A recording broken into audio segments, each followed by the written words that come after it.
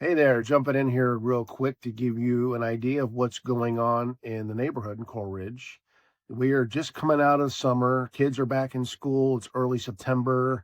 In August, non-waterfront homes, we had 7 sales, which was a big difference. So that's averaging just over $2 million per sale. Last month in July, previously, 1 sale.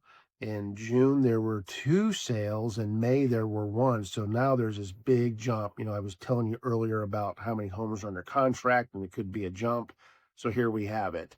And currently, there's 5 homes pending for sale. Hopefully, those will all hit here in September.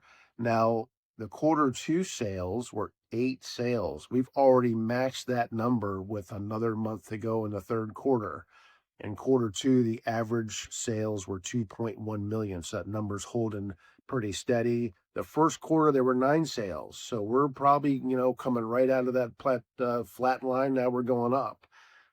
There's 28 homes for sale. So inventory is not going to be a problem for continued growth. Now, with interest rates dropping, I think that's helping. We talked about that a couple months ago, how a year ago we saw the mortgage rates go down about this time of the year through October last year. And I thought the same thing would happen.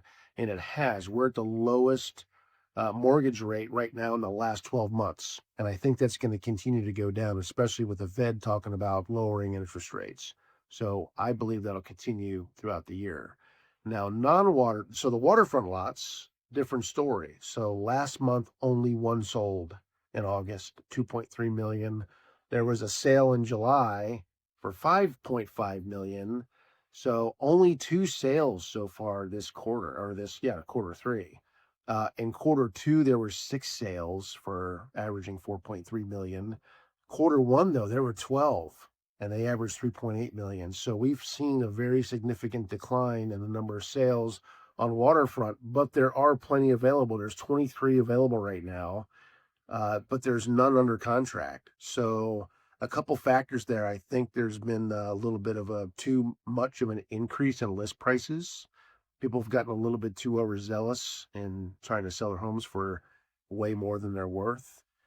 We do have a lot of homes under construction in the area right now, so you're going to see a bigger jump in list prices because they're newer homes. Some of the older homes that are for sale just aren't worth what they're listed for. And I think if the sellers get a little bit more realistic, they'll see those start to sell. That's what's happening. Hope to see you around. If you see me on the roads, wave. All right. Have a great day.